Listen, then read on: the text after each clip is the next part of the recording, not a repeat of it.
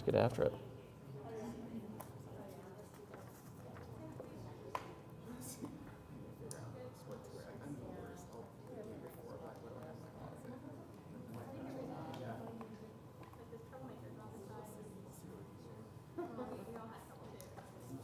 Okay. Good afternoon, everybody. Welcome to the November Historic Preservation Commission meeting. My name is Taylor Fudge. I'm the chair of the Historic Preservation Commission, and as usual, we've got quite a bit to cover today.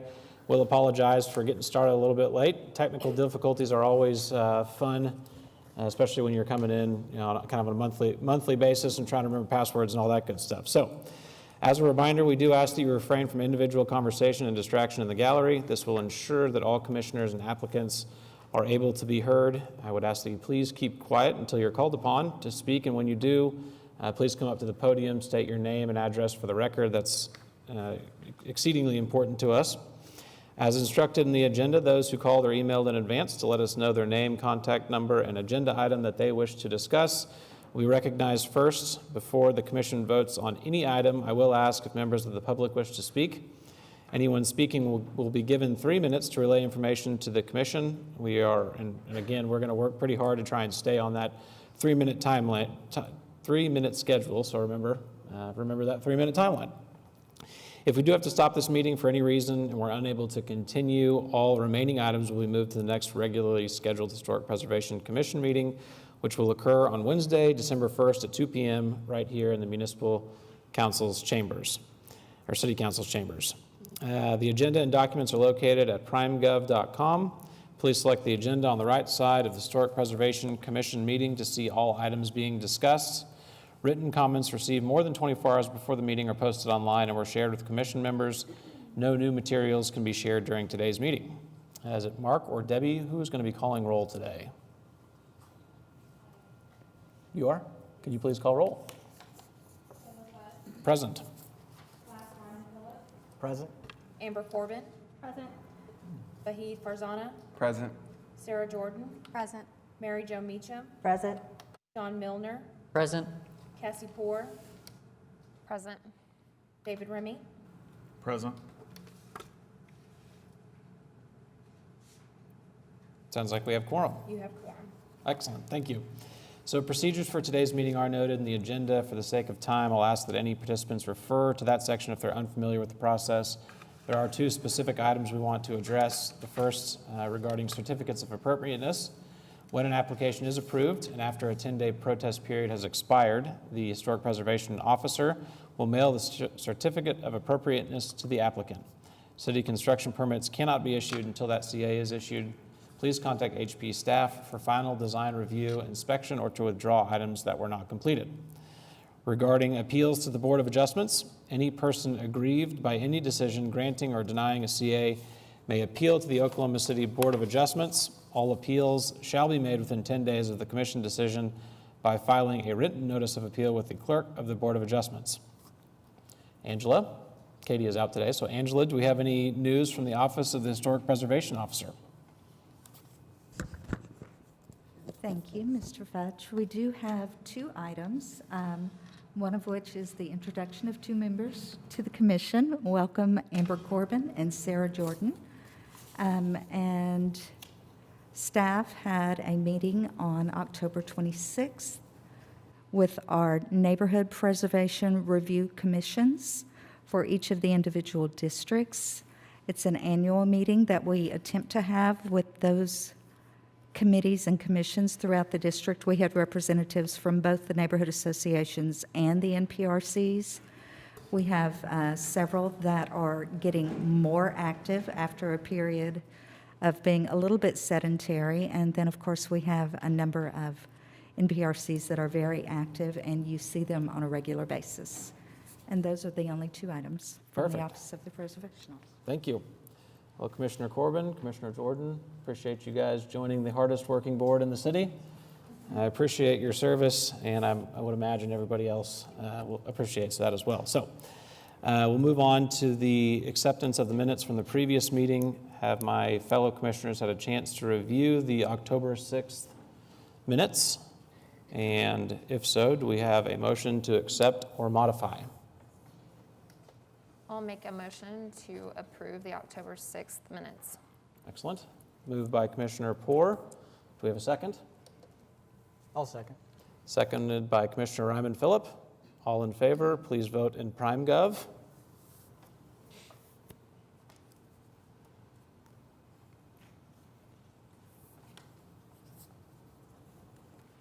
It's showing seconded by Commissioner Jordan. It was actually seconded by Commissioner Phillip. Unless Commissioner Jordan would like to second that as well. We can just move on down the road. Hold on, let's say that again, please. Moved by Commissioner Poore, seconded by Commissioner Ryman Phillip.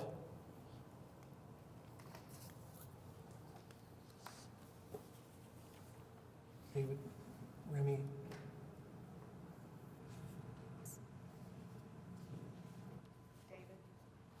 Commissioner, oh yeah.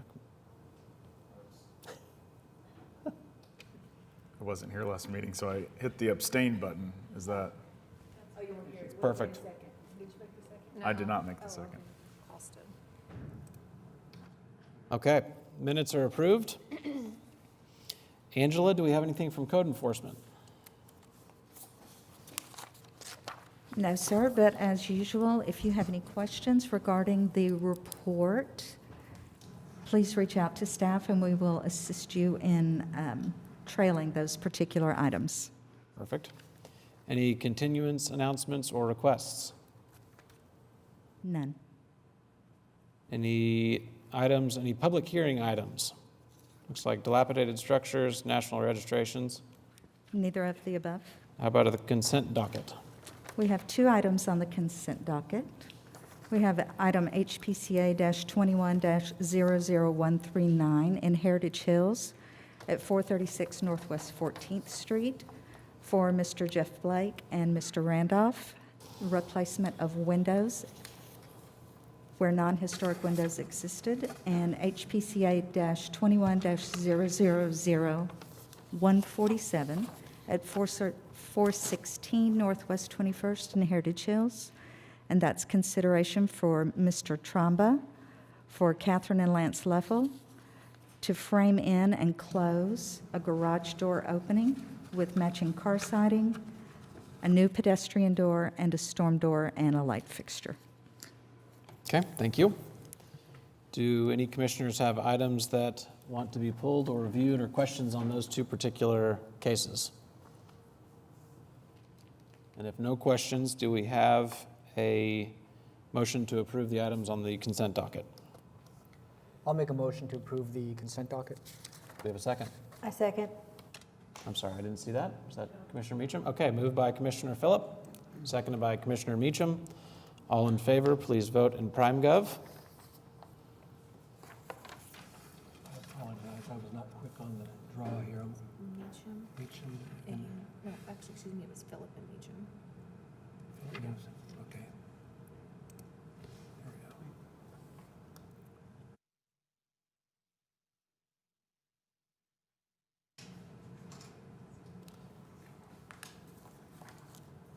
So we do have, thank you, Counselor. We did not ask if there's anybody from the public that wishes to speak on those two particular items. Do we have anybody from the public that wishes to speak on the two items on the consent docket? Perfect. Fudge, I did not catch your vote on that Oh. last.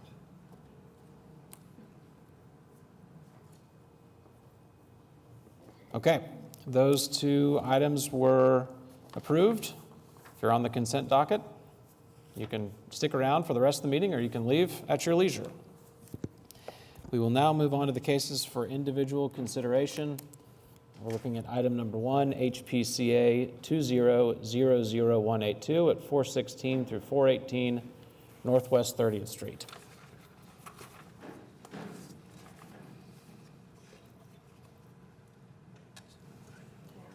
Angela, can you give us just a brief synopsis on this particular case? Of course.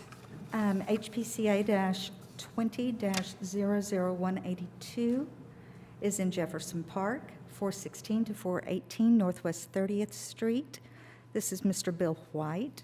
He has a proposal for 7 different alterations to the property, some of which were previously addressed under an administratively approved certificate. That would be HPCA-20-118. These items include alteration of the front landscape via introduction of rock, the removal of a step at the sidewalk from the front porch to the public sidewalk, removal of excess concrete at an abutting driveway to the west, repair of the east driveway, installation of a landscape edge for French drains at the side of the house in the side yard, and replacement of concrete porch floors and transparent metal fencing installation. The concrete porch floors have been replaced. They meet the criteria of the guidelines and are consistent with the previous administrative approval. All other items are open for discussion today. Okay, perfect. Is the applicant present? Can you please state your name and address for the record, too, please?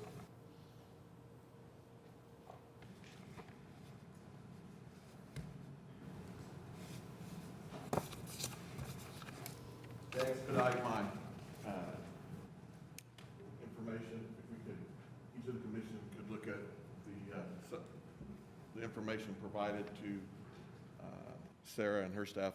There's no additional, no new information at all.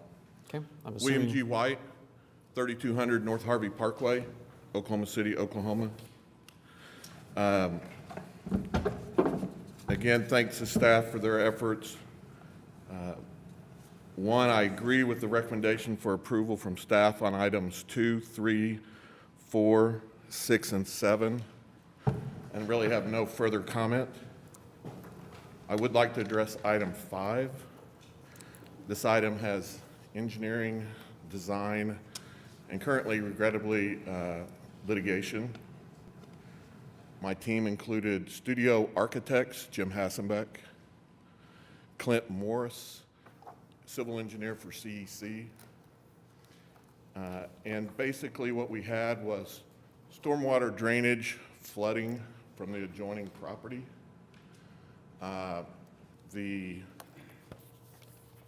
It flooded the substructure of the existing duplex and also the backyard of my property.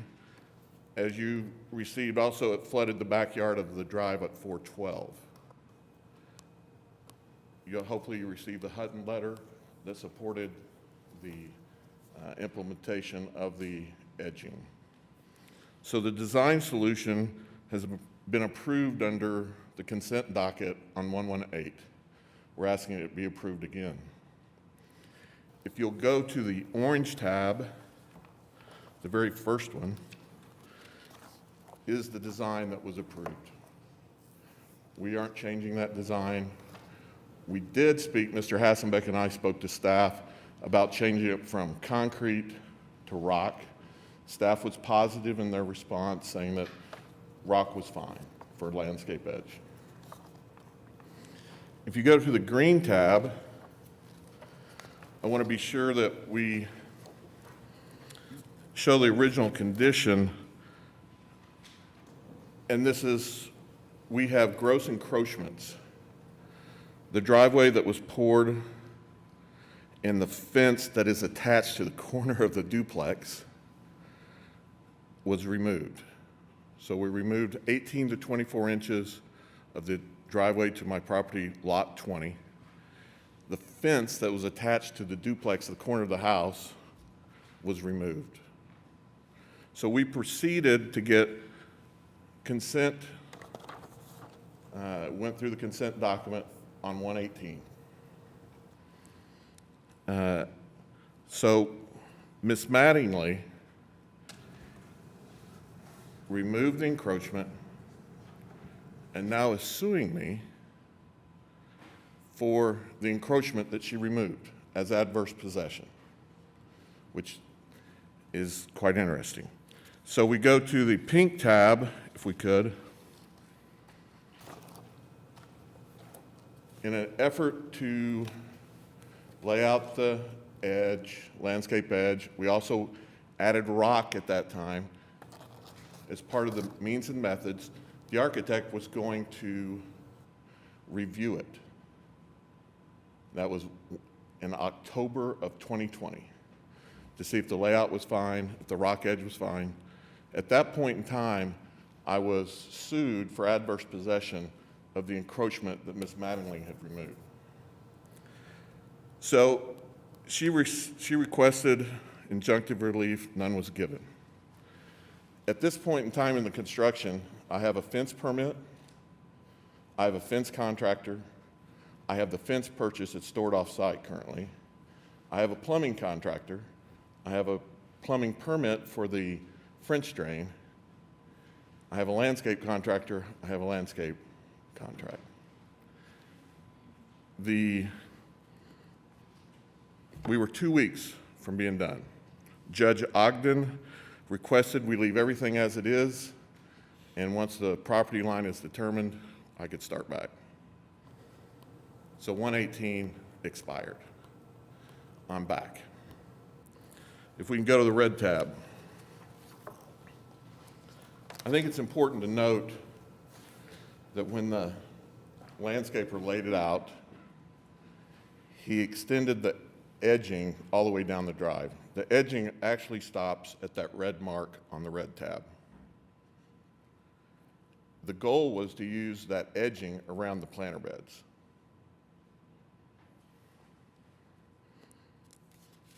If we go to the yellow tab, if we can, this is HPCA 170056. This is our problem.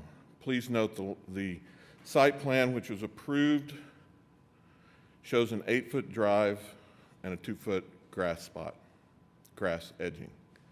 We do not believe 170056 is in compliance, or was there ever an opportunity to build it correctly? So we don't believe it was built in compliance, and that's the true problem. If we go to the blue tab, you will see the drive as it looks today. The distance between the structures is 10 foot, a little over 10 feet. The distance between the eaves of the house are a little over 7 feet. The physical width of the drive from the property plot line to her structure is less than 7 feet, 6.9 something. So what we have is a request to put in the edging to stop the flooding. If you'll note in the last photograph under the blue tab, you will see that she's made attempts to reduce her stormwater runoff with the barrels catching the rainwater from the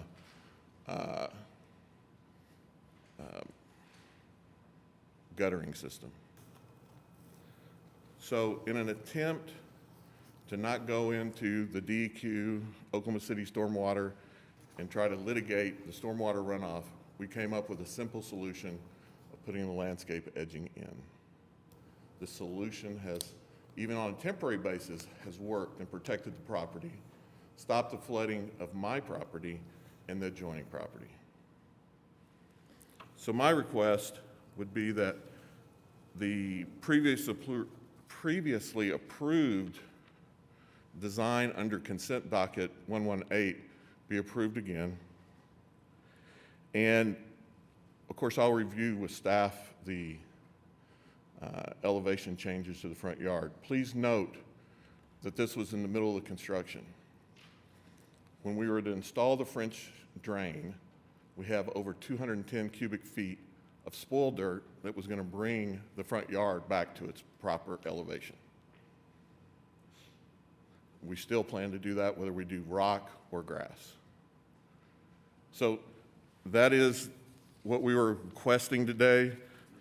We can work with staff on any additional information they wish on item 1 and item 5, but I think if we'd had the opportunity to finish the French drain, the landscape edge, and the fence, it would have been done a year ago, but we were interrupted with litigation. So we're back and request approval on item 5 or a continuance with staff until we can get the information they need. Okay, thank you. Do we have any citizens that wish to be heard on this particular project? Okay, do we have any questions from commissioners for the applicant? I mean, it seems like the majority of this is, staff is recommending approval on, so I think it's, and it was previously approved, so I don't have any major concerns. As far as the edging is concerned, it sounds like this is something that's benefiting both neighbors, kind of keep the peace and protect your property, so it's something that can be reversed easily. It's just some landscape rocks. So, personally, I don't see any issues with that as well. I would just say, I've read Ms. Mattingly's letter. Is this a current? It's current? I mean, she says that due to the stone, she can't access her, I mean, she's not in agreement with this, is she? No, and that's why I had the last tab on her site plan. Right. My civil engineer said if the driveway had 8 feet width and 2 feet of grass, the disbursement of the water plus the 2 feet, we wouldn't have a stormwater problem. The reality is the plotted property line is less than 7 feet from her near structure. And there's nothing I can do about Right. that. I mean, I've actually lived in this similar situation where we have, concrete to concrete. And I mean, are you saying that the ledge that you're showing in the picture, the 8-inch thing, would remain? The edge is not in its final location. I mean, it's not at its final height or location. This was right in the middle of Right. construction. What would be its final height? Less than approximately 6 inches above the concrete.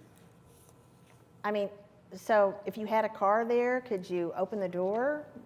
Because would you run into the... Well, the fence has already been approved, so we have fence that's going to be 6 foot from the edge of the house, back from that corner of the house. The fence is not installed. No, the fence isn't installed yet. Where's the fence is going to be where? Approximately in that photograph where that rock is ending, a little lower on the cursor, right there. That's about where the fence will go. The edging that's from that cursor point to the street, all that's coming out. It was just laid there temporarily. That is what I hope to use to go around the planting beds. But, I mean, we just got done, and then we got sued, and then Right. the judge said, don't move anything. I mean, I would not, one, we would like to see neighbors be able to agree on, I would personally, and I'm sure you would too. But I mean, I think things sticking up, just from my experience, one, it's not, I mean, I know that there's problems, there's, whatever, but it's not generally done. It doesn't, I think that it would. Then I would request 0056, Ms. Mattingly's HPCA 170056 be in compliance, that we need 2 foot of grass, we need 8 feet of drive, so we don't have a stormwater problem.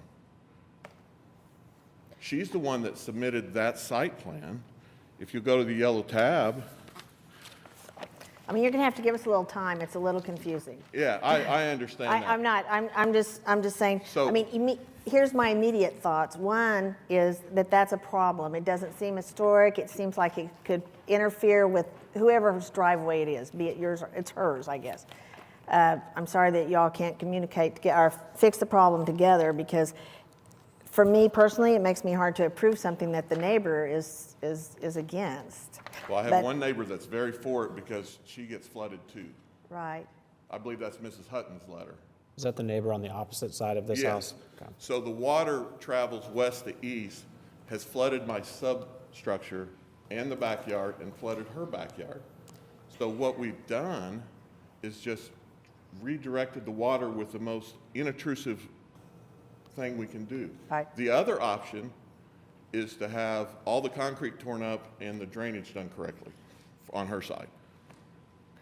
I mean, think the other option to me might be to reduce the height of the current curbing that's there. And I know that that's not permanent, or at least I'm understanding today that that's not permanent, but that's damn near a wall Well, between you and the neighbor. I mean, it's a fence, it's a short fence, in my opinion, almost, because, I mean, it's not traditional to have something, I mean, I had a neighbor that had the same problem, but if I would have done something there, then that would have caused something here. I mean, it seems like doesn't it direct more water potentially to her residence? No, if you'll look on I mean, now she's if got you like look a at the wall. red tab, just for a second, Okay. if you look at the red tab, Okay, over to the left, you will see that the driveway slopes that 168 line on lot 20. That's the driveway. It slopes and drains the water to the back of our property. So if she wants to remove the entire driveway and slope it correctly, that's fine. This was a very inexpensive redirection of the water. The 6-inch height was determined by the civil engineer for the maximum rain event. Are those rocks 6 inches, or how tall are those rocks? The rocks are about 8 to 10 inch total, but they're not in their final resting place. I mean, you've already told us that the distance between the houses is unusually close, which makes the distance even closer. I mean, it seems like you're creating a barrier. I know you're trying to fix the water problem, but it just doesn't seem like that. I mean, to me, it seems like it's almost a fence, a short fence on the property line. It's not I'm trying to protect my property from Right. the stormwater runoff. right. Let me ask a question. If there's a drainage issue, why would you remove the vegetation and put down impermeable surface, all that stone, to eliminate the ability for the drainage to infiltrate into the ground? And that was my response earlier, that if the original 170056 site plan was correct, Whose site plan is that one? that's the neighbor? yellow tab, That's the yellow tab? yeah, that is her HPCA 170056. If we had,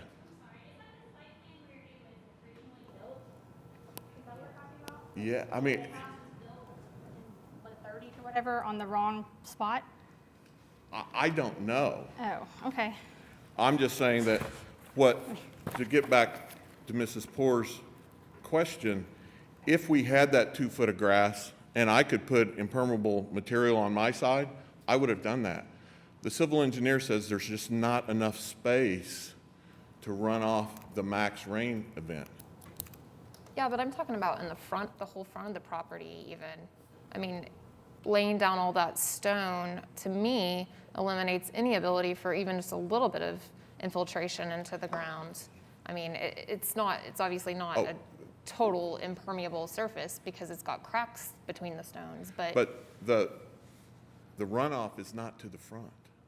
The runoff is to the rear of the house. That's what I was showing on the red tab. That is the elevation runoff to the rear of the property. If it ran off to the front, I wouldn't have any problems, but it doesn't. It runs to the rear of the property. Yeah, it looks like there's a high point at the, Correct. was that 1168 point, kind of, and then some of it goes to the front, some of it goes to the back, and you're worried about the runoff to the back. Right, that's our problem. Our runoff, we're trying to address the runoff in the rear of the property. I guess maybe I'm still struggling with that because if there's any sort of runoff issue, it's still going to affect somewhat the front, and basically you created a less permeable surface where now you're just running it faster to the street. Well, I think whatever that's, lands in the front. I agree with you 100%. I think that if you'll look at HPC 0056, She's increased the concrete surface of her backyard to almost 100%. So we've accelerated the runoff. There is no permeability, and the water is coming at us at a greater rate, and all of it is coming east. So she put in a driveway, a large basketball court. It's all her whole backyard's concrete, which drains to my property, or the majority of it. Can I just jump in and ask, since I am new here today, I just want to make sure I'm getting a full understanding of the project. Am I seeing here that aspects of this project were approved and already implemented previous to this suit? Okay, so I just have a question. In looking at the photos of the property as it currently is and reading through this, I just have concerns about the implementation of anything that's approved today. I guess I'm looking at these porches and I'm wondering, were they not stained to HP standards because of a halt due to the lawsuit? Yes. Okay. Everything was halted, and so we haven't completed it. That's why we reapplied for those issues, for those items, and so we just got stopped in the middle. If we were not sued, the trench drain would be in, the fence would be up, and the landscaping edge would already be there. And it was approved under consent docket. We didn't have any objections. We have all our permits in place to finish. So let me jump in and see if I can help digest this. I think where I'm trying to wrap my head around is what's within the purview of HP and what's in the purview of the legal realm and the City of Oklahoma City permitting. So to me, and I'm not an attorney, but I would think if we propose a new project and we're increasing or decreasing the porosity of a site, it's sort of our responsibility to handle that stormwater drainage situation that we're creating for the neighbors. So there needs to be some sort of retention system with that parking lot, with that driveway. So what I'm hearing is that this was done by the neighbor. It created a stormwater issue. You're trying to fix that issue, which I'm not even sure is your responsibility. It was the cheaper of the options. I didn't want to get into litigation, and I didn't want to, be a bad neighbor. I just wanted to fix the problem. Sure. So I think a solution there's several solutions that you can come up with. But really, we're here today to decide if whatever the final condition of this landscaping edge trench drain, which again, I'm not entirely sure is your responsibility, but you're going to the effort to doing it, is compliant aesthetically with HP. In terms of stormwater detention, retention, permitting, legal suits, I'm not sure that's really our realm. I think that's fair.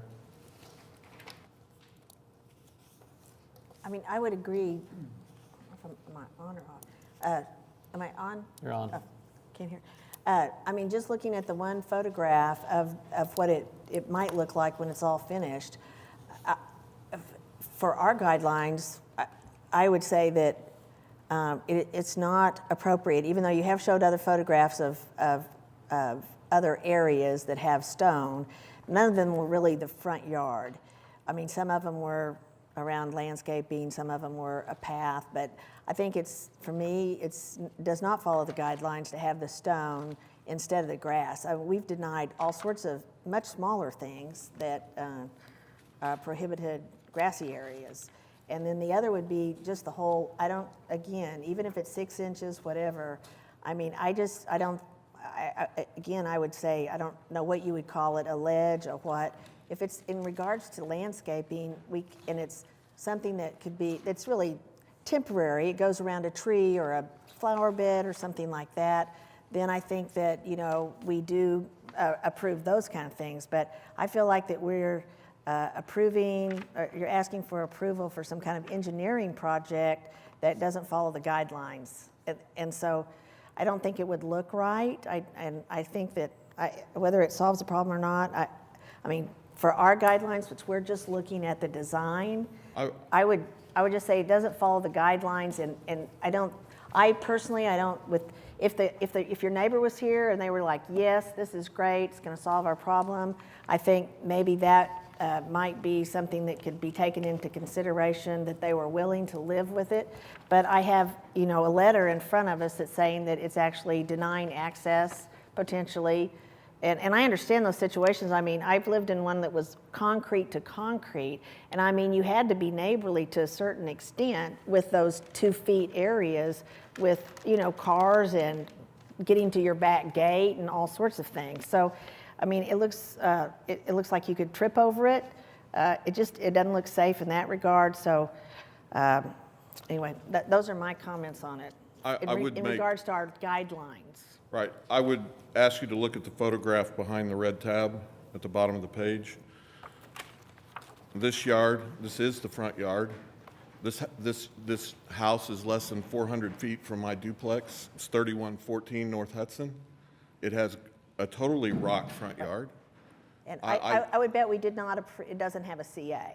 Does it have a CA, Angela? I don't know about that. It does not. So, I mean, there are things in the neighborhoods that have not been approved or were older or that, we weren't able to control. So we can't really compare something that is not, doesn't follow the guidelines to allow somebody else to do something that doesn't follow the guidelines also. That would be my opinion on it. Again, I would just request the previous approval of the consent docket be approved again. And the, I have a couple quick questions on the little retaining wall along the drive. So there's an access issue there, but it was determined by a survey that that retaining wall is clearly on your property, and what's left is her drive, correct? correct. Yeah, that's a really complicated situation because kind of like you're saying about being neighborly, you see a lot of these these houses were built, in the 20s or whenever, and who knows how accurate things were. And some of these drives, you almost need to utilize that whole space. And we've actually approved, paving the whole width sometimes where, you have a little bit of a landscape buffer, and it's like, it's really not doing anything. It's something you have to maintain. So, I wish that this could be resolved some other way, but I understand that it's not. So just, that's not something I feel like I can consider. All I can consider is what's on the property here. And to me, as far as that retaining wall is concerned, you would be allowed to build a wall or a fence there, correct? Or you were going to put a fence there, The fence has been approved by staff. right? Retaining walls are not allowed in front or side yards where visible from the street unless they existed historically. Okay. That's a definition for retaining walls specifically, and you have criteria for all of that.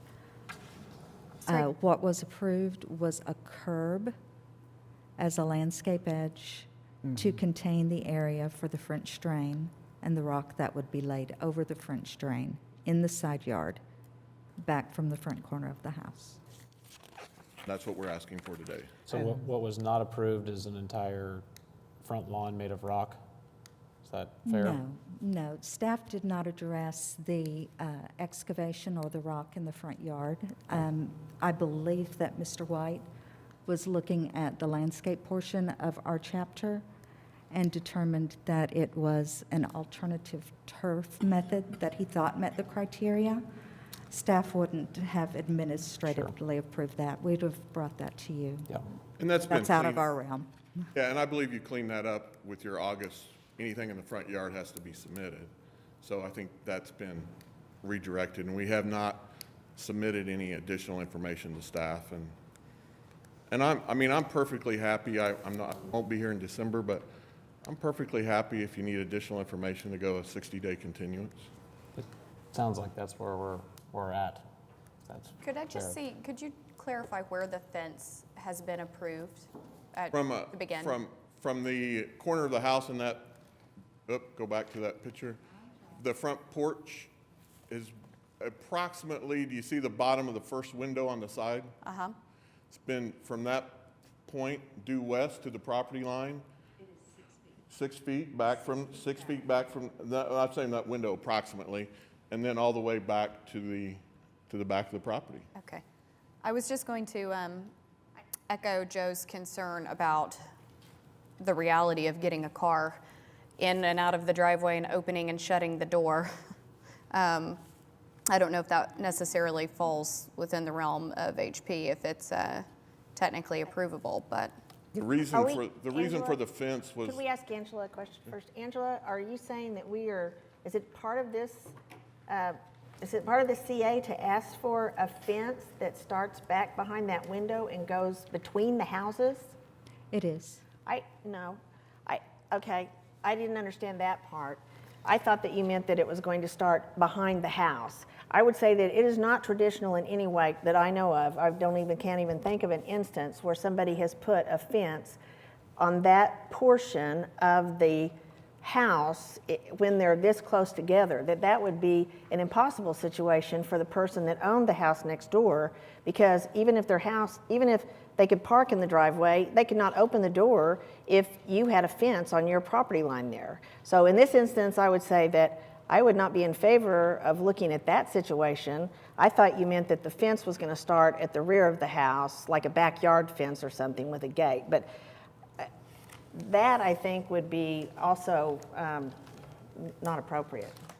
well, I think we met the guidelines. It's been approved on the consent docket on 118. We commissioned contracts and permits, which are approved, and was stopped by a lawsuit. So this would have been completed if not for the lawsuit. So I guess then let's go back to that. Why are we approving, was something approved and it's ran out of time and we're reapproving? The certificate of appropriateness that was approved for this property based on a site plan has expired. Okay. Upon expiration of any certificate of appropriateness, no work can continue and must be reapproved on a new CA, must be consistent and compatible with the guidelines as reviewed by the body reviewing it. Okay, so it is being approved by us today, or possibly, so that would be, I think, very detrimental to the neighbor. I don't think it would help the problem. It would make the problem worse. Well, the fence is there because of the location. We've had extremely successful break-ins to the property, and that's our goal. Again, It's like there's it some was approved items under that are 118. Approvable today, and some items that might need a continuance, is that? I think that, I have one other question, and is this still in litigation? Yes, sir. And the judge has said, stop all work. The judge asked us to stop pending the final location of the property So line. your work stopped because the certificate ran out, but also a judge has said The stop. work stopped in October last year when the judge said, But that's still ongoing. yeah. So if this moved forward here today, I think that- you still can't work though? Or I is the think judge it'll waiting be- on this body to Yes. say, oh, okay. Is that the resolution that the judge is Well, looking at? I'm trying to, no, because it's of a property line Yeah, dispute, it's, right? yeah, but all these things enter into the decision. Okay. And Michaela Mattingly isn't here today, correct? Did She is not present. She we hear submitted a anything letter. from her? What's that? She submitted the 9-page letter. Okay, but did she know she could come? I believe she is aware that she can come, yes. Okay. She would have not been one of the persons receiving the notifications, but she was aware of the meeting. Okay. Since there is a dispute on the property line, and it sounds like that will be clarified, I don't know what the timeline is on that, but probably in like a few weeks or I do you think, think? I would say a month or two, couple a months. month or two. I just wonder, I mean, it's difficult to make a decision on this and to consider it without knowing exactly where the property line is, or without that dispute being resolved, because, you know, we might base our decisions based on where we think the property line is, and if that's still being litigated. I don't know if I can make a decision on that item in particular, not being 100% sure how that litigation ends up. Then But, yeah. I might make a recommendation because of the schedule I know. Instead of continuance to January, continuance to February, and I think that hopefully it'll be complete by then. I think there are items that can be approved. There are items that certainly need continuance. To me, that's the appropriate route to go. What do we know in this particular case that can be approved? And it's probably time for us to make some motions so we can keep the meeting going too. We've certainly exhausted our 3-minute time frame. Is item 7 the fencing that we've been discussing? No, it's 1 and 5. 1 and 5 So, is, I mean, I would be happy with the approval of the staff recommendations and a continuance on 1 and 5.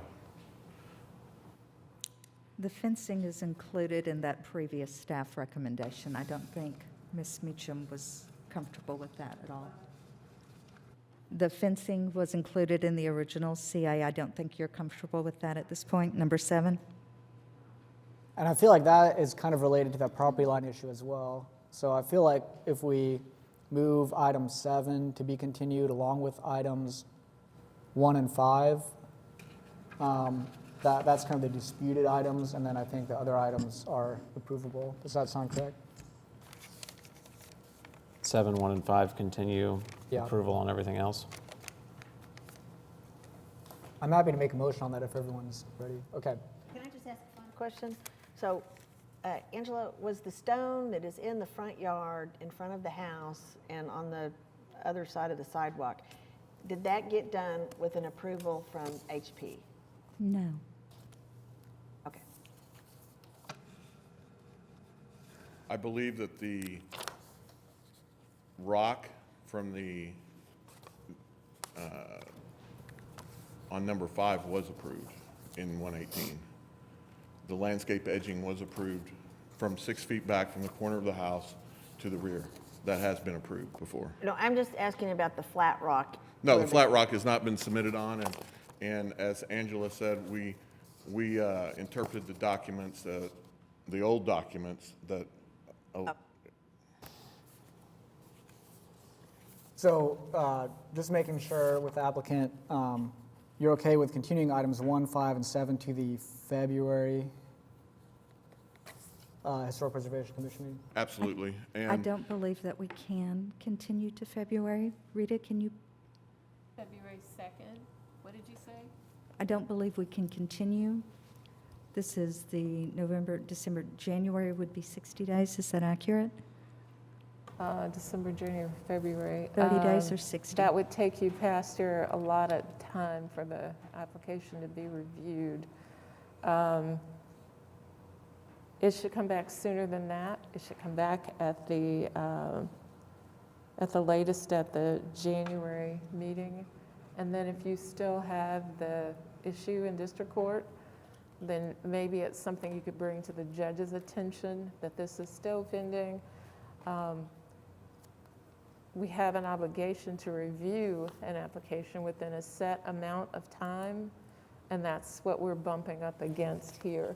so would it be reasonable if we if we don't have the information you need, we approve 4 of the 7 items, that those 3 items be put on another application? Yes, that would be quite appropriate. Okay. Should we just go ahead and continue it to the January? If it's clear that you don't have your answer by then you can do the new. Yes, application. yes, Okay. sir. Okay. Then I'll make a motion to continue items 1, 5, and 7 of HPCA 20-001A2 to the January, I think 5th, is that correct? I have 4. 4th, but- okay. January 4th hearing.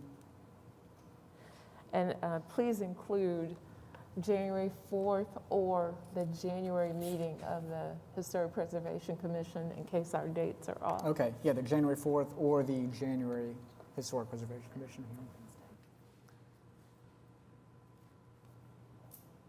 hearing. Okay, moved by Commissioner Ryman Phillip. Do we have a second? I'll second the motion. Moved by Commissioner Remy, seconded by Commissioner Remy. All in favor, please vote in prime gov.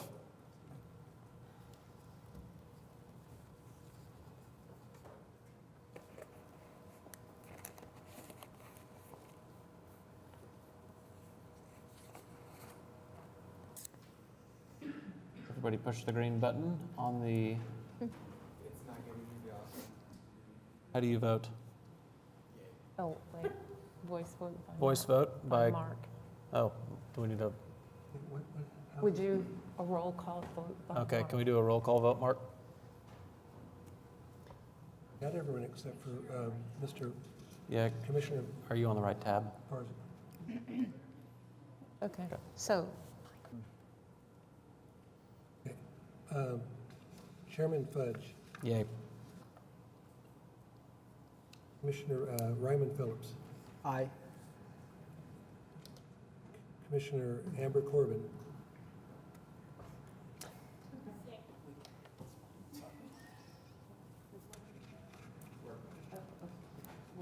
Let's finish the vote and we'll, yeah. okay. So I actually have all the votes recorded on the machine. Let me Well- continue. Okay. What did it tell us after all of the votes? Okay. All aye except for one nay. Okay, that sounds like, what are those ayes and nays, so Are- that we know? Oh, I'm getting ready to close the vote. Okay, perfect. okay. Let's see, those items have passed. Now I think we need to talk about the continuance. Do we have a motion on the continuance? That was a continuance, so I'm these are sorry. the approvals, I think. Jeez, the approvals. Yes. We'll get it together eventually up here. Yes, I'll make a motion unless there are any further comments on those. All right, I'll make a motion to approve HPCA 20-00182, items 2, 3, 4, and 6, with any comments as noted in the staff report. Okay, moved by Commissioner Raymond Phillip. I'll Do we have a second. I'll second. Seconded by Commissioner Milner. All in favor, please vote in PrimeGov.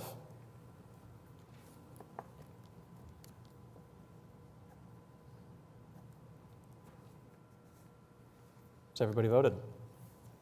For Jordan. No, I do not have the ability to vote now. How would you like to vote? I can mark it. Yay.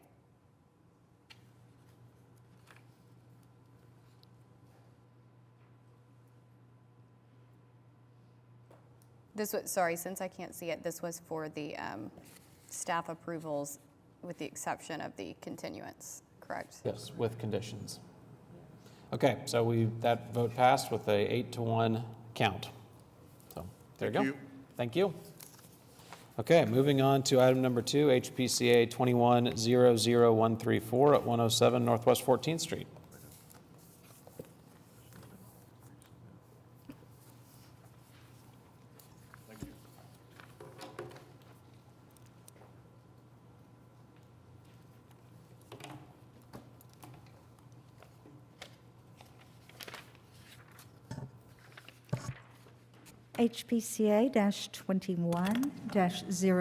HPCA-21-00134 is for the property at 107 Northwest 14th Street in Heritage Hills East.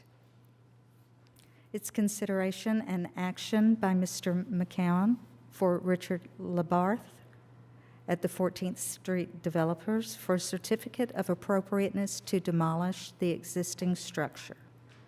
The structure was built in 1956. Perfect. Is the applicant present? Yes. David Box, 522 Colcord Drive, here on behalf of the development team.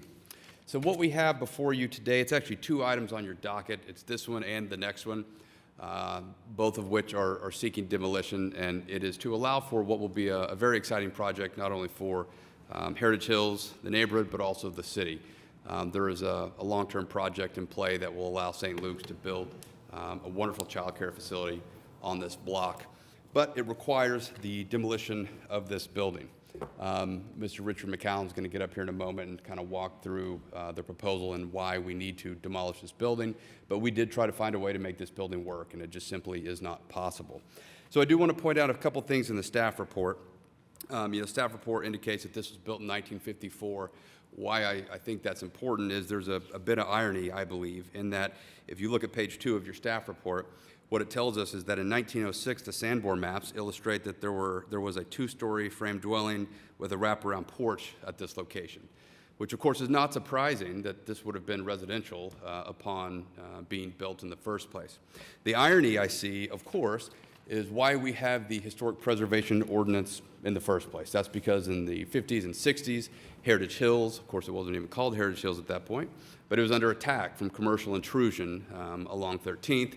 The fear was, without any sort of check, there would be continued commercial intrusion into the neighborhood, perhaps even something like this. So what was once a presumably beautiful two-story home with a wraparound porch became a nondescript single-story commercial doctor's building.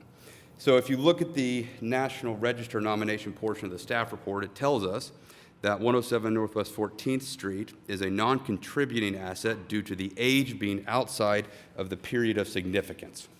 So what we're asking you to do is to allow us to demolish this building, and again, the next item, demolish the building behind this, to allow for a wonderful child care facility to be built here. One of the other pieces of irony is what we will come back with, hopefully you saw in the materials we presented, all of the structures will actually be residential in style. So what we're hoping to go back to is what once would have been originally on the site, and that be a residential in style building. But we can't do so until we're allowed to demolish this building. If you scroll through it, you'll also see, I don't know if they're in the screen, but they're in your packet. Mr. Labarth has some pictures in there. The building is extremely short. I'm not saying that Mr. Labarth is short, but he's also, not incredibly tall. And the gap between the top of his head and the ceiling was fairly short. You could not host a Oklahoma City Thunder party in here, as probably none of the players would fit. But with that said, I do want to turn it over to Mr. McCowan briefly to kind of walk through the vision of what we want to build and why it is necessary for this particular structure to be demolished. And then I'll come back up at the end. Perfect. Thank you. Richard McCowan, 30 Northeast 2nd Street, Oklahoma City. About half the time I'm in this room, I'm sitting on the other side of the horseshoe.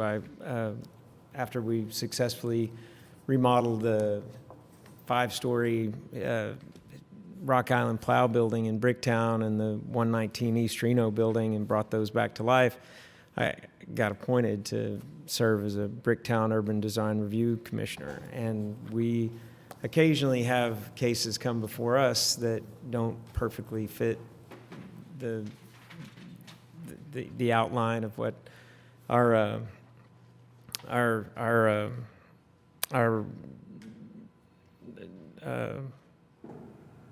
the regulations of our district. Sorry.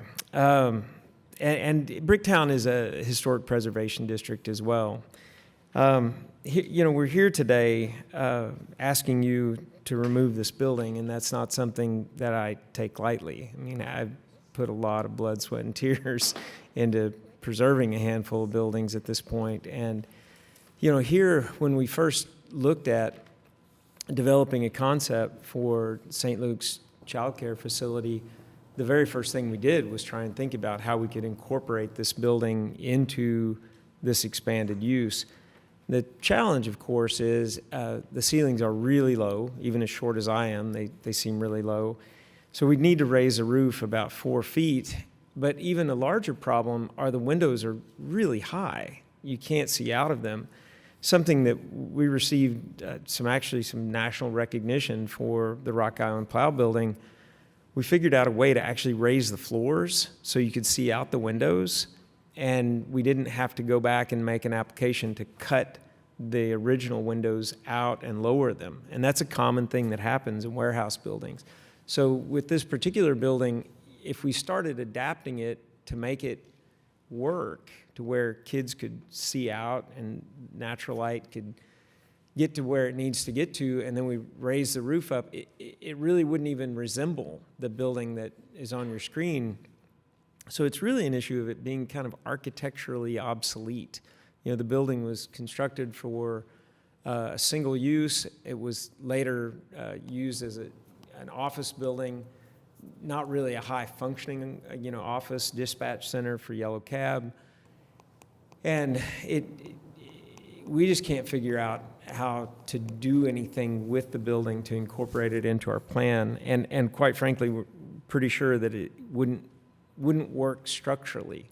It's got a lot of small interior rooms. The roof is quite literally bearing on all of those interior partition walls, or load bearing.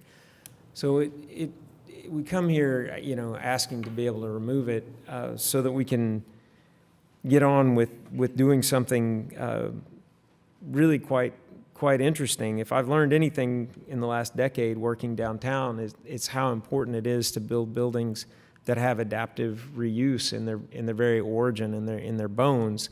So if we come back with tall ceilings and windows, or buildings with lots of natural light, those buildings can easily be transformed in the event childcare is no longer needed. They could become residential, they could become office, they could become retail.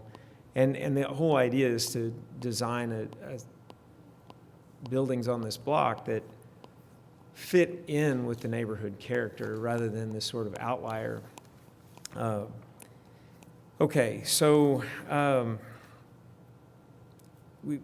basically the building is functionally and/or architecturally obsolete, and if we can have your permission to remove it, we're committed to work to spend the money to come up with a design that actually makes sense and to bring it back and work with you guys. We recently, Anthony McDermott just brought a conceptual plan to Bricktown Design Review last month just for conversation purposes, and to be able to have a dialogue, and then we'll probably see it again in a couple of months. They're wanting to do some extraordinary things that are outside the normal regulations of what we'd see in Bricktown, and we'd absolutely be happy to work with you guys in the development of that plan. I think you all know that's a very expensive endeavor, and we kind of need to know whether or not we can proceed forward.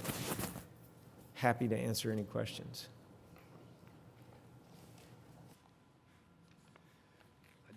In your packets, I'm not sure if you've got these. These were submitted to staff, so I just want to highlight that again. So what we're coming back with is a series of buildings that'll be residential in style. That'll serve through St. Luke's as childcare, not only for the neighborhood, but for city residents as a whole. So again, just to refocus on the staff report, under the Heritage Hills East nomination, this particular building was described as non-contributing due to it being outside of the period of significance. So we ask for your approval to be allowed to demolish this structure, and we will be back, of course, because we're going to go spend a whole bunch of money through architects and others to come up with design plans that you will ultimately have the ability to cast judgment upon. This is just simply the first step. We cannot allow the people to move forward based upon the cost to produce those plans without having the assurances that we can actually get something accomplished on this site. So we're asking for your approval to basically start the process, and we'll be back in front of you many more times. Perfect. Thank you. Do we have any questions for the applicants? Is there a representative from Heritage Hills here? Would you like to talk to us about it? I'm just reading. I mean, we have a recommendation from the neighborhood saying that they are for it, if they, but they were wanting to know kind of an idea of what would be put back. So would you please address that? This is a written recommendation. I'm chair of a 13-member committee that represents a 50-member board, which represents 700 households. Mr. Ice, And can you identify yourself, name and address, and then, make sure the microphone's right there. It's hard to hear. Randy Ice, 119 Northwest 19th Street, Oklahoma City. This is a consensus document, and that's all I can really say. There are people in the neighborhood that love this building, and there are people in the neighborhood that hate this building, okay? And so this is what we've come up with, and you all are going to have to decide whether it's historic or not. Okay. In the long run, our biggest interest is what happens to all this vacant land, okay? And in particular, and this is the next case, I will tell you, there is a lot on 15th Street that is zoned residential, and we do not want that used for commercial purposes because we could lose the whole block. But that's the next case, okay? Have there been any formal meetings between the neighborhood and the developer? Yes. You guys have sat down? We Okay. did visit with them, and they showed us some of the same pictures that you've seen, Okay. which are, it's kind of like, you know, building blocks. It doesn't really tell us that much. And we didn't get a real feel for what they're going to do. We know it's going to be a child care center. We know it's going to be associated with St. Luke's. We're all in favor of a child care center. St. Luke's is very close by. They've been a good neighbor. What we want is something that's compatible, particularly with the last historic house on 14th Street, which is a pre-statehood structure, and we want that preserved at all costs. That's not owned by these people. And so the compatibility with that structure, which we believe is extremely significant, is our biggest concern in terms of redevelopment. Okay. But the communication's happening? It has happened, yes. Okay. And we can commit that we'll, assuming we get the approvals, we will continue the dialogue with the neighborhood and do whatever we need to do. And we are, the historic structure that's there, that the house he's referring to, is not part of this. So, it won't be touched, and we're certainly going to work with the owners of that property to ensure that it retains its historic value. You're not planning on purchasing that property? One thing I've come to not enjoy about this room is the acoustics, and I apologize. I really am struggling to hear anyone. Do you intend to purchase? No, we do not intend to purchase that property. That was my question, so. One of the things that is really important around childcare is the single storiness. So if you think about, a handful of childcare workers that are, looking after all of the little bitty kids in an emergency situation, being able to get tiny children downstairs, Oklahoma City has a policy of not allowing child care facilities on 2 stories. So what we're going to be doing is taking cues from that existent structure to shape our building facade and massing to harmonize with it, but we won't actually have second-story facilities so that we're in compliance with everything to do with ADA as well as the life safety issues around child care. And Angela, just confirm, all of that will come to us? So, okay. So I have a question. I realize that the item after this is related. So to try to globally understand the following item and where it falls, which we haven't gotten to, but it's directly behind this. South. North. North. It's on a lot to the north? Yes. Okay. And I just want to confirm, this is not actually the original structure that was on the site. There was a house, at some point it was demolished. This was built in the 50s, I think, and Correct. This was built in '54. The staff report indicates that the 1906 edition of the Sanborn maps, there would have been a 2-story residential structure there with a wraparound porch. And it was demolished at some point, and this is what we were left with. yeah, I think personally, I think generally, I respect the desire to preserve, most buildings. I think this is for me personally, kind of a unique circumstance where, first of all, it sounds like strong consensus from the neighborhood for or against saving. I think there's some mixed opinions there. It also seems, it's not the original structure that was there. That's already been demolished and this is built later. And it does seem, to me, difficult to adapt into a new project. The ceilings do seem very short, and I appreciate the comments on the windows. And I think there's, sometimes it is, we try to preserve things and it comes at the cost of some progress, positive progress for the city. And I think this is why the commission exists, is to, consider things on a case-by-case basis. So I think personally, I would probably feel in support of this application, but. That's where I fall too. I think I'd be in support of the demolition of the building. The neighborhood doesn't appear to, like Klaus mentioned, not a strong desire to keep it. Obviously, mixed emotions. I think the intent of the project is where it needs to be. And I think that I would be in support of demolition at this point based off the materials and information presented. Fantastic. Angela? Note that you only have 3 criteria under which you can approve demolition. So you'll want to phrase your motion so that it includes at least one of those. Can you rattle off the 3 Angela? pieces of information we would need to consider?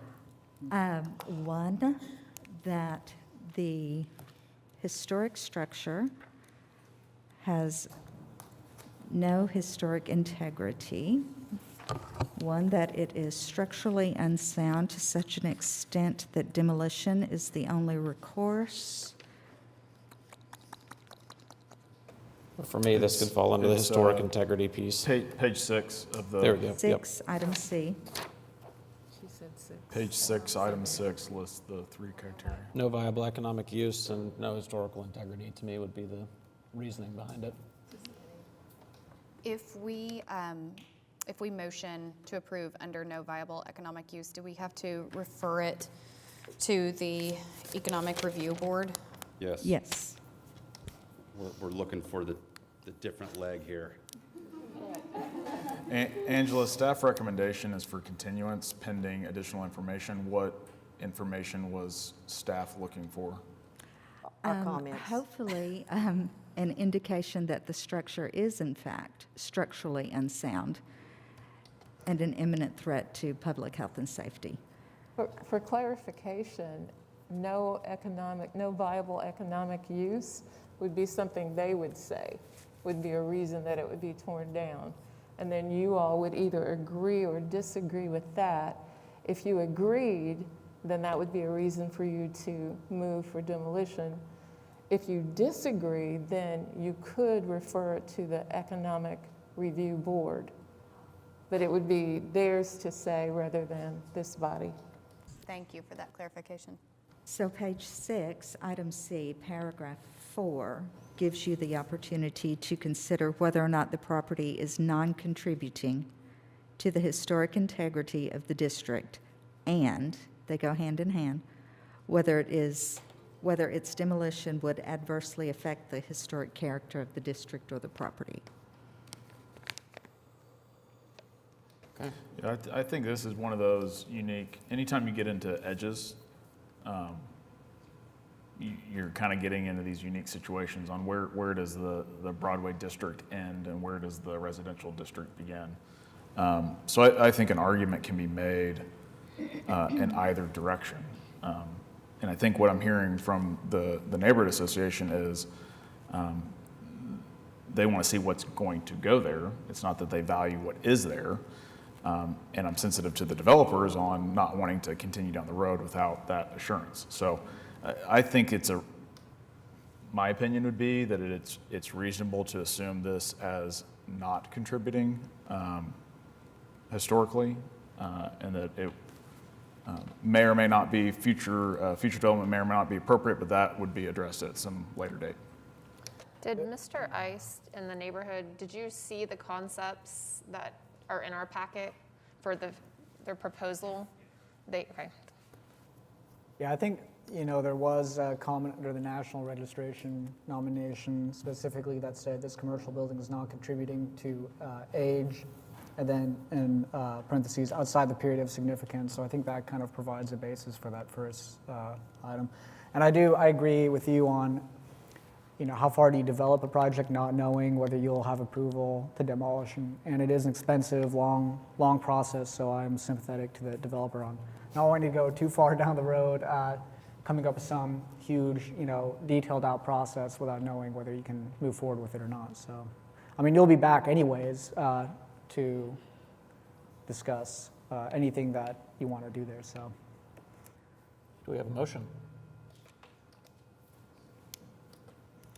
All right, I'll make a motion to approve HPCA 21-00134 with a specific finding that the historic structure, let me find the exact wording. Page 6, item C, paragraph 4.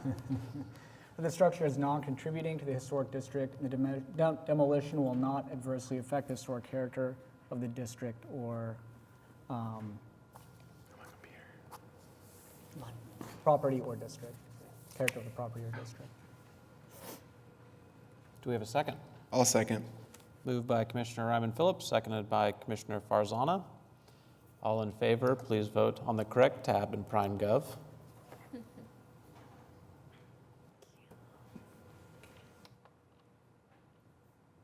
What did you hit to get back to that? Thank you. Okay, that passed unanimously, and the demolition is approved. We will move on to item number 3, HPCA 21-00135 at 112 Northwest 15th Street. And this is directly to the north of the property which you were just discussing.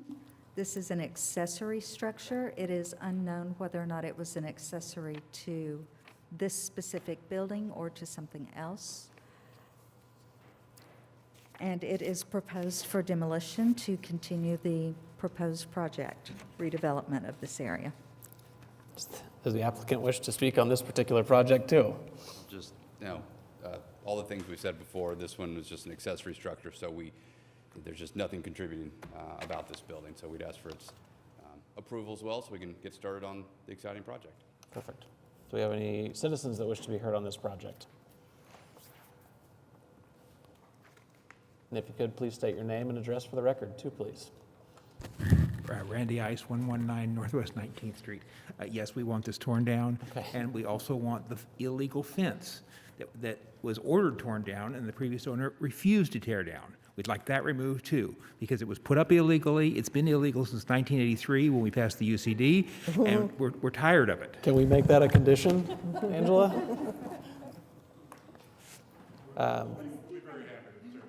Excellent.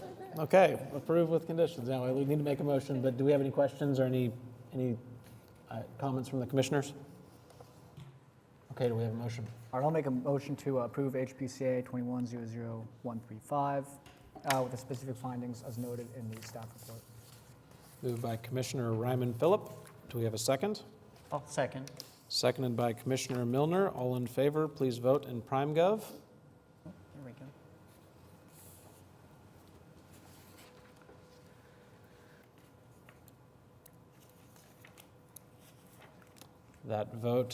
That motion was passed unanimously as well. Thank you. Thank you.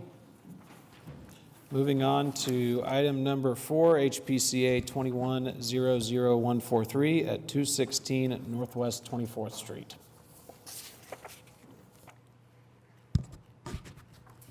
There we go. I'm having a little difficulty keeping up with the PowerPoints, waiting on PrimeGov to close out here.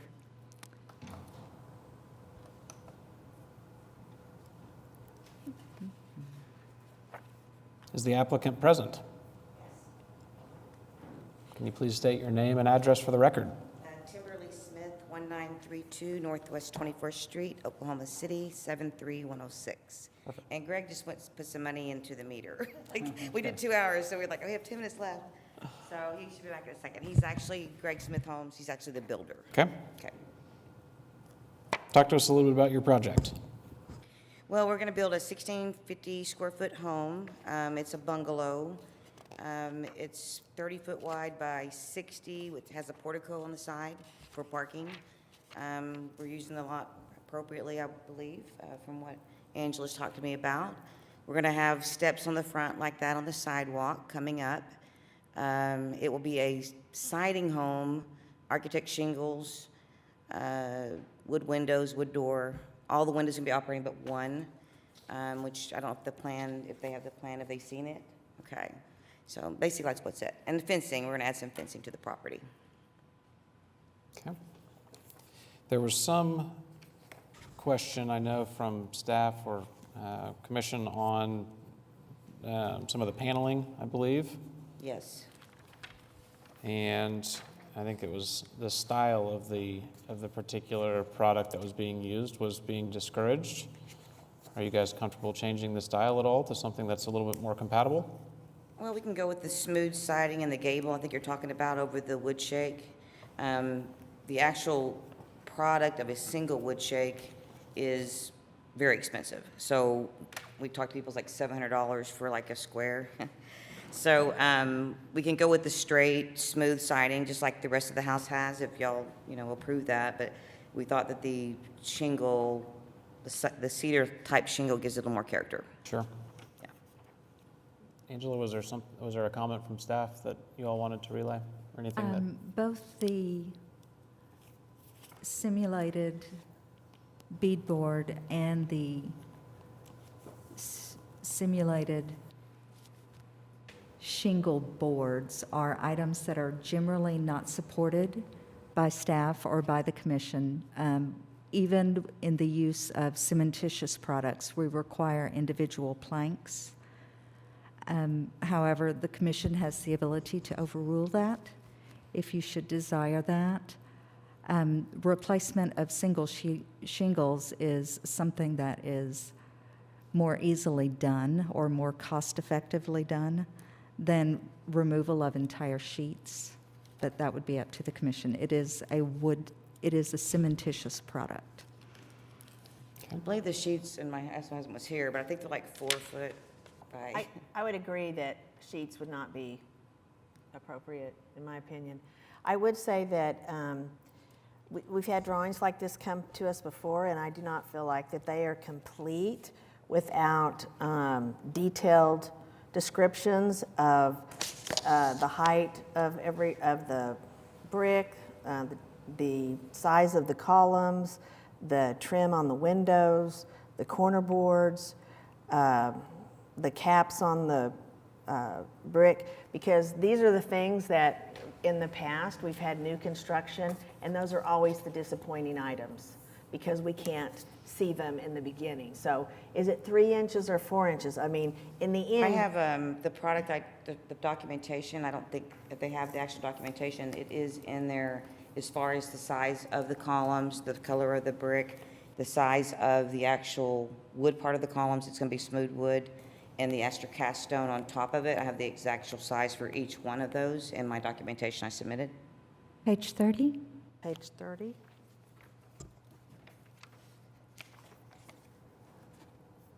I can see that, but I'm also interested in the exact design and pieces of window surrounds, door surrounds. You have a fence or a railing. All of that, I think, should be a large drawing with detail. I mean, I can't decide. I couldn't approve it without knowing all of that because, like I say, that if you go back and look at the new construction that we've had done over the years, the ones that are the most disappointing are the ones that end up with smaller than regular corner boards and that kind of thing. So without all of that information, it would be difficult for me to give a final consideration for the design. Well, I'm a little bit confused because I have all the measurements on my drawings that I presented as far as the railings on the front. Even on the plan, it's in there. Do you have, I wonder, this sounds like something that, like the trim around the windows or the corner trim. I feel like that's something that we could specify. We could say, it needs to be a certain dimension, because normally they come in kind of nominal dimensions anyway. Right. It's 3.5. To me, it needs to be compared to the ones in the neighborhood. Mm-hmm. I mean, if you say 4 here, and I want to be sure that they've gone to the, that they've looked or measured or something, because what happens is it's always smaller generally. The bad thing that happens, it's always smaller, littler, or less than original type details in the neighborhood. And when it's finished, then it looks less. You know what I'm saying? I agree with that. That sounds like something that's kind of easily verifiable, maybe. I wonder if she could, I wonder if that's something we could approve with a condition and she submit to staff, maybe, what the neighboring house's trim is. And if she matches it, then it would be okay. Or if there is some discrepancy, it seems like that's something easily quantifiable, personally. But I think that nominal dimensions of modern cut wood products or wood are in fact different from what we anticipate generally. And where on page 30, when we look at these columns, we say 3.5 inches tall, that sort of thing. Joe, I think you're right. We usually see either 4 inches or 6 inches. Staff is comfortable working with the applicant towards that if you're comfortable not having seen the drawings once they're altered.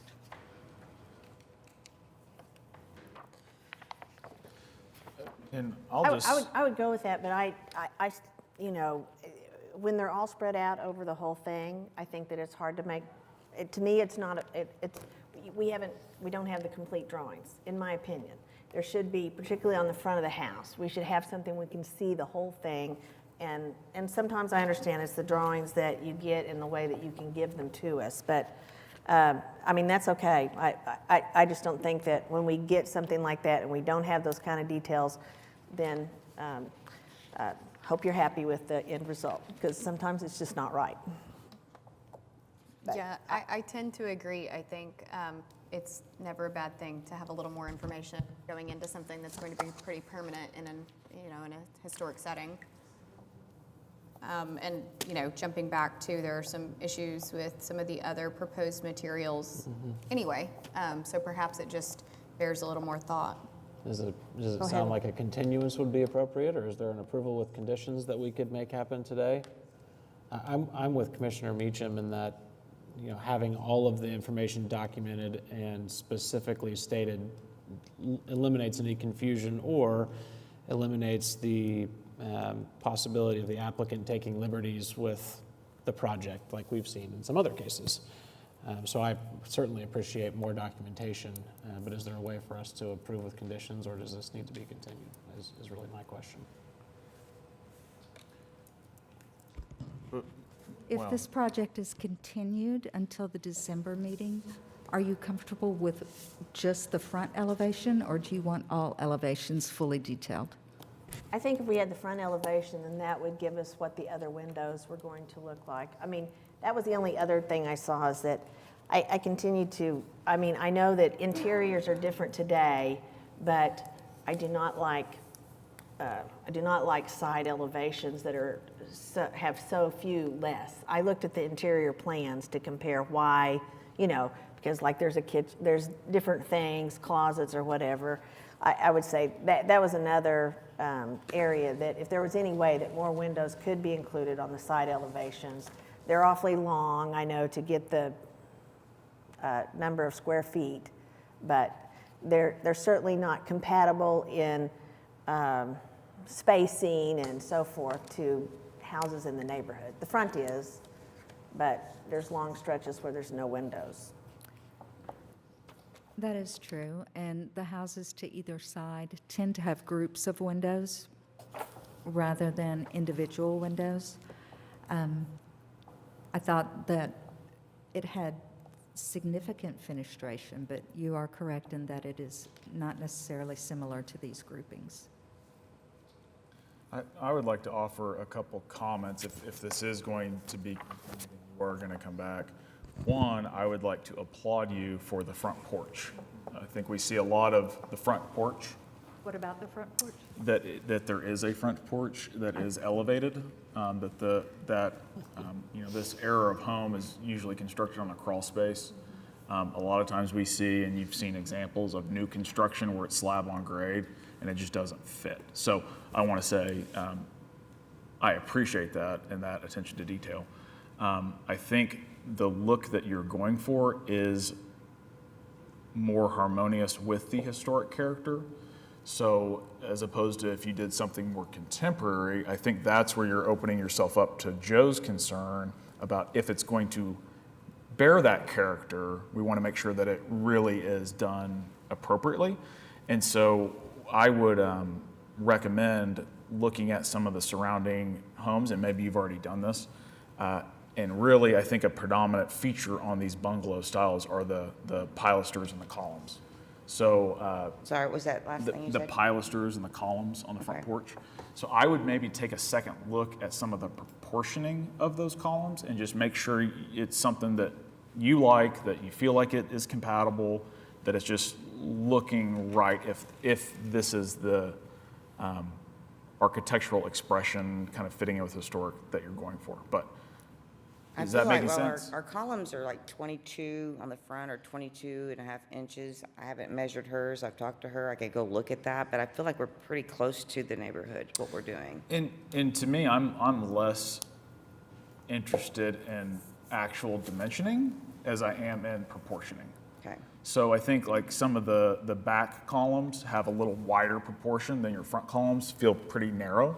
I would need to drive the area to see what's compatible with the neighborhood, but just making sure you're kind of proportionally fitting in would just be not a have to, but a recommendation that I think would benefit the project.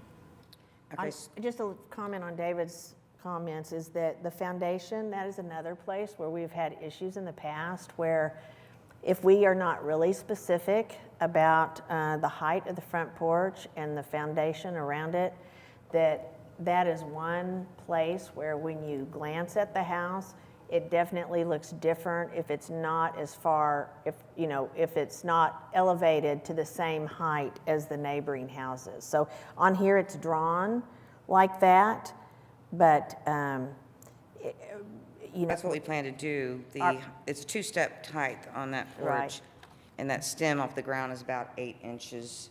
So So you've got the footing dimension, elevation, you've got the subfloor, you've got the slab or the top of slab, maybe just a grade elevation on the front yard.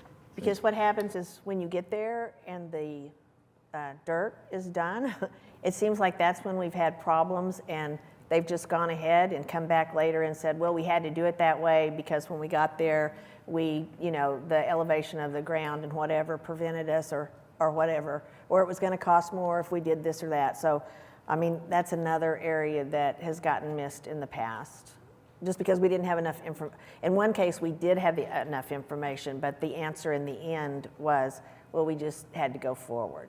And Okay. it's not an answer we like. So basically, I want to make sure I'm clear on the next meeting that we just need to have a better of measurements on the front elevation, on the columns and everything and the height? Is that kind of where Right, we're the at? detail, like on the width of the wood surrounds on the windows and how the apron's going to look and the surrounds on the doors, those kinds of things, so that we know that they're similar, they don't have to be identical, but similar to. You mean the siding around the windows? Right, the surround and the Which I corner have five, boards. I have a Trim 5 boards. inch, but I had it Trim in one document, we didn't The trim submit that one boards. because I changed that. There was one document that had the 5 foot, or 5 inches, sorry, 5 inches around, siding around the windows. Right. So I do have. You're going in the right that. direction. I think that you presented a very good project. I don't want to Okay. say that you didn't do that. You did. I just think that in order for us to know exactly what it's going to look like, that we just need, I need a little more information. You need the height of the stem wall and the finished floor. It's in there. You said 8 inches, I think it's 16. I think you've Well, got but that's that. what the A lot of it you've got. Maybe we just need to have. I think I'm seeing on the elevation, your main elevation markers for the building construction. I think what Mary Jo's saying, and I concur with, that we're missing is relative to grade. You know what I mean? So if we assume grades, 6 inches above footing, for instance, but what if it ends up getting built at 18 inches above, and then all of a sudden you've got a single step instead of what is drawn as 3 steps? Okay. Do we have a motion or a continuance? I would make a motion to continue HPCA 21-00143 to the December meeting, which means that you would have to have drawings by this coming Tuesday. Is that correct, Angela? December 1st meeting? I have to ask my guy that draws it if he can do it, so, You want to go You with have that? 2 continuances only. I know. Okay. Is the February meeting, I'm sorry, is the January meeting more I'm gonna try appropriate? the December, if I December. gotta talk to the guy that drew my plans, to see if he can actually do this, and make sure I went with her and have the clarity of what exactly you need, so I don't waste everybody's time. Do we need anything else on windows, Joe? I'm sorry? Do we need anything else related to the windows, or are you comfortable? I think I've said all my comments. Okay. Okay, moved by Commissioner Meacham. Do we have a second? I'll second that. Seconded by Commissioner Remy. All in favor, please vote in PrimeGov.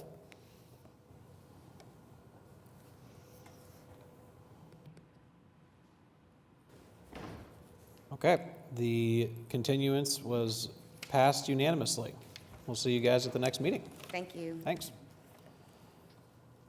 We are now moving on to item number 5, HPCA 2100150 at 900 Northwest 22nd Street.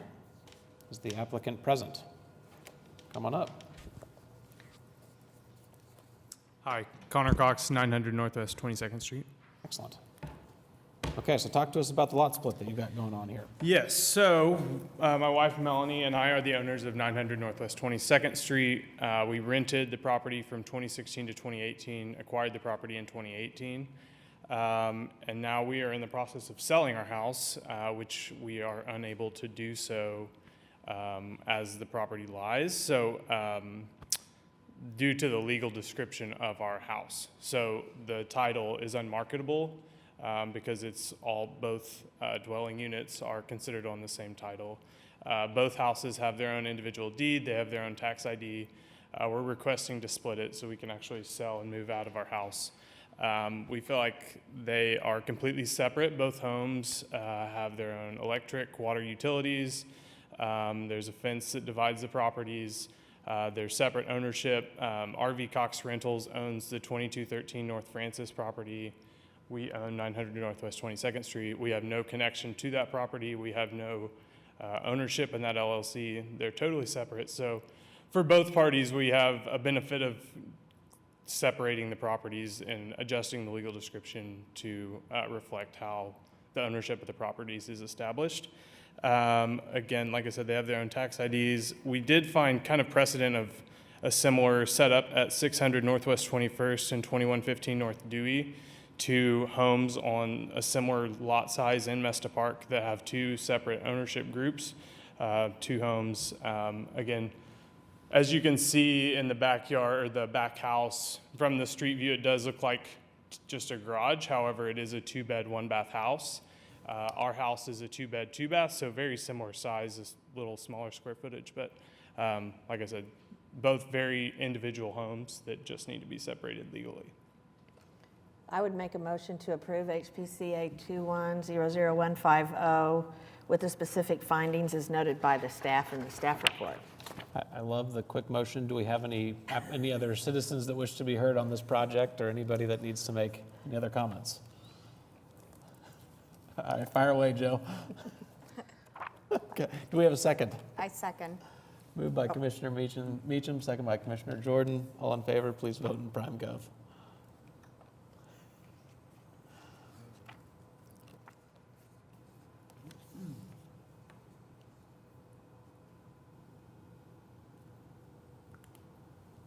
Commissioner Farzana?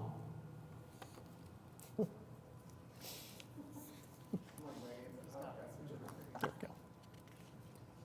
Okay, that was passed unanimously with the conditions as noted in the staff report. Thank you. All right, last item of the day in the individual case for individual consideration, HPCA 2100152 at 515 Northwest 15th Street. Is the applicant present?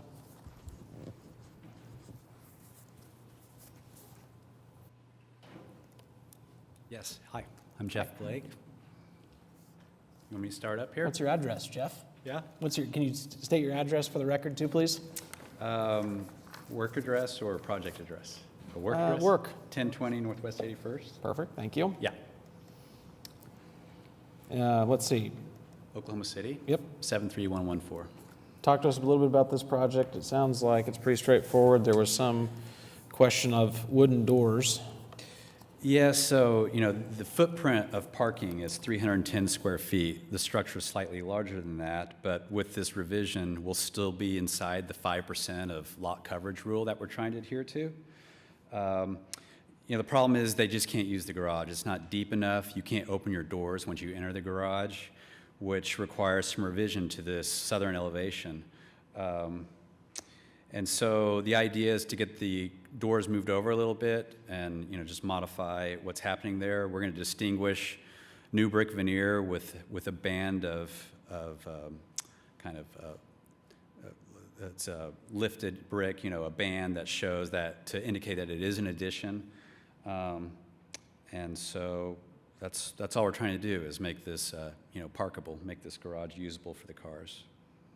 Are you guys opposed to wooden garage doors and wooden doors, things of that nature? No, that's kind of a standard issue around here. That's going to work. Excellent. Okay, any other questions for commissioners? I do. I know you're surprised. My only question is, and I'm not against the project, but I mean, I still feel like, we're back to this number game where we have 592, which would be over our original, and then but we can come in and have an addition to a garage, which makes it 680. So that's all. It just continues to be You're trying to call me out on the garage an and hall thing? issue, garage by garage, and just being consistent is just extremely difficult. Because on this, if we say yes, then we are just really, how do we say no to other people that don't want larger garages? But that's my comment. This one actually, I'm sorry, Joe. This one actually does maintain the criteria of the guidelines in that it is 5% or less of the site. Right. Okay. So they're in compliance despite having an addition to the front of the garage. I'm good. I was good with it anyway, but. Do we have any items from the neighborhood association or any citizens that wish to be heard? Come on up. Oh, staff, you're good with the notes in here? Okay. Do we have a motion? I do have one question regarding the wood doors. I mean, we do that day in, day out. I know that's what the guidelines want. That's what we're adhering to. Just a couple of things. We're waiting 8 months for wood doors now. It's real hardship on both building, but for the client, for the homeowner to wait that long. Secondly, the wearability of these garage doors, just long-term what we're doing to our neighborhood, it's not a positive thing in terms of making these structures affordable. I know we all love wood, we all love painted wood, but maybe this is for another time and place, but just planting that seed for the future, that other finishes might be more appropriate for the homeowner. One perhaps, I don't know if staff can allude to this, I feel like there were some other approved materials maybe, it just couldn't be like the metal and it couldn't be, but Not maybe. in Heritage Hills. Oh, okay, Heritage Hills Hills, even under new construction, says wood doors, all wood doors. Even consideration for an insulated metal door, which both thermally is a huge improvement to the structure and to the function and wearability of just the hardware with a wood overlay, would take these homeowners light years ahead in terms of serviceability. And so, I mean, I did write up wood doors. I've kind of never brought this up because we know what the rules are, but just wish there could be some forward thinking on that for the homeowner.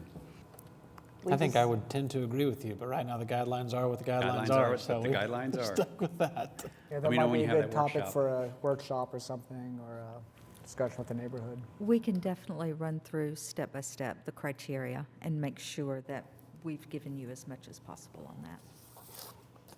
Okay, that's all I've got. Perfect. So just to be clear, if there's a condition to make that garage door wood, you would be okay with that?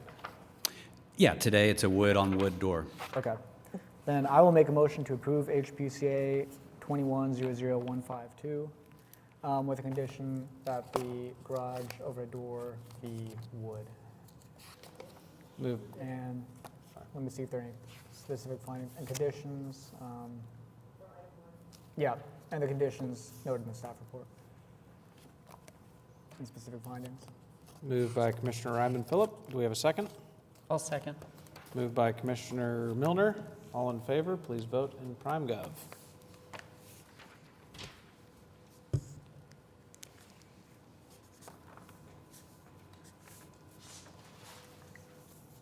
Has everybody voted? Who are we? Commissioner Meacham? Can you vote in PrimeGov, please? Can you vote in PrimeGov, please?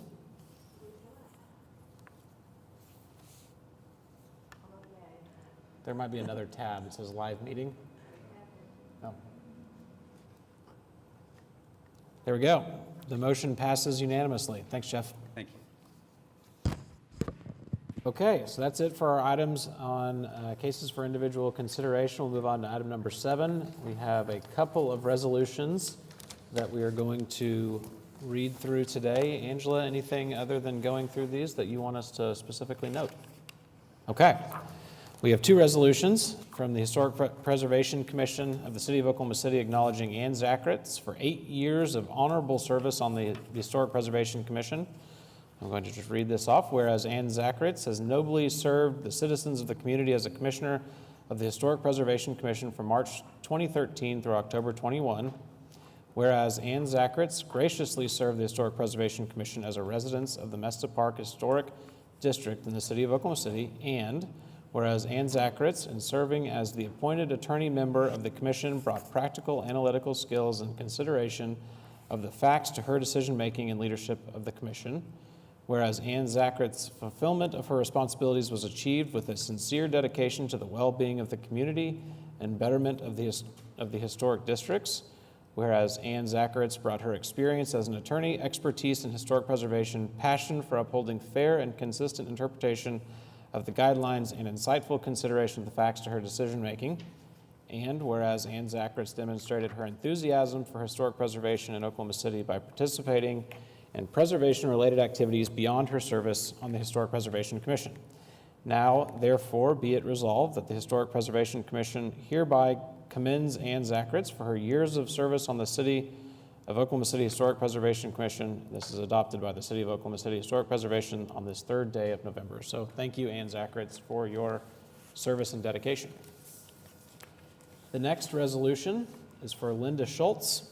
This is a resolution of the Historic Preservation Commission of the City of Oklahoma City acknowledging Linda Schultz for her 2 years of honorable service on the Historic Preservation Commission.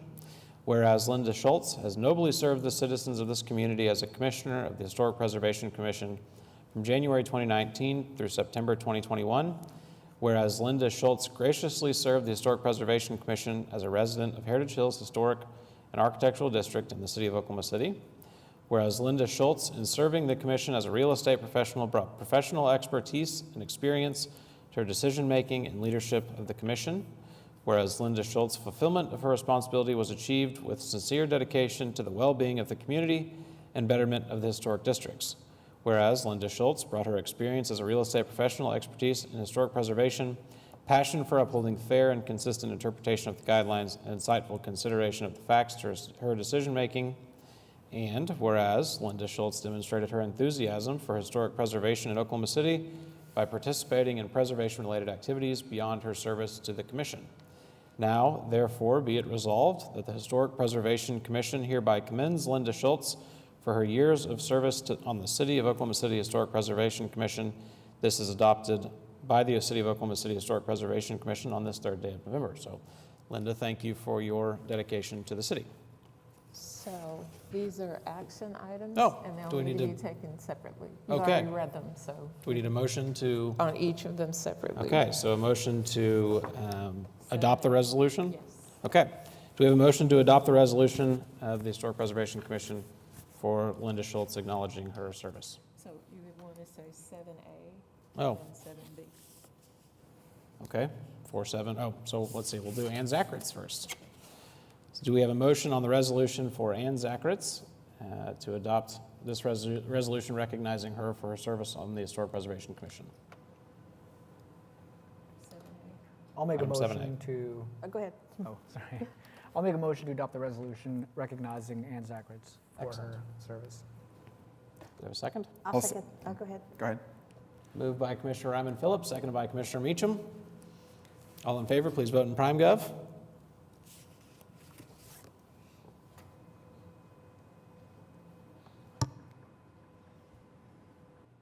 No, I don't have the ability. I would vote yay, yes. Am I missing something?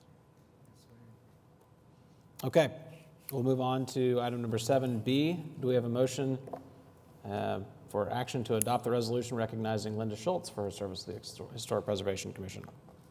I make a motion to adopt the resolution for Linda Schultz. Moved by Commissioner Meacham. Do we have a second? I'll second. Seconded by Commissioner Milner. All in favor, please vote in PrimeGov.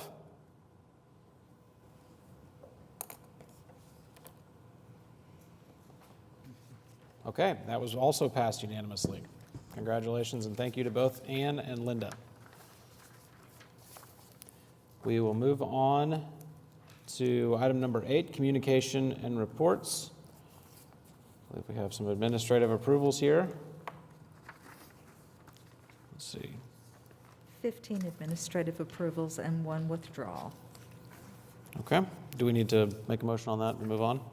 No. Okay. Anything on the administrative closing section, which I know was a new item we added last month? No. None. Excellent.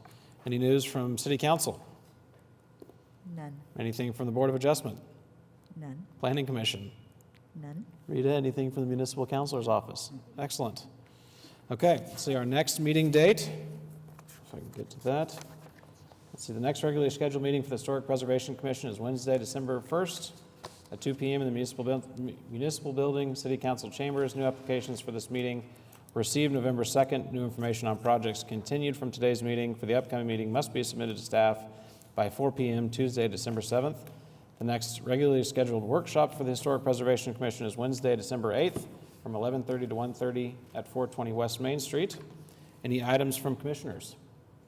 I just want to say welcome to our two new Yes. commissioners, Commissioner Jordan and Corbin, welcome. And the fact that we're all here today. I know, it's impressive. I feel like this has never happened. I don't think this has ever Look happened. at us. So, yeah. And thank you guys for joining. Yes, thank you. I am not kidding when I say this is the hardest working commission in all of Oklahoma City. So I don't know what you got yourselves into, but here we are and we love you for it. Well, and we've had a lot of canceled meetings. A lot of due to canceled quorum, meetings. So I think this will make it easier Agreed. for us to have meetings, so, yeah. We can all breathe Welcome. a little bit now. knowing Exactly. that- Okay, the meeting is adjourned at 3:59. Thank you. See? Told you before 4.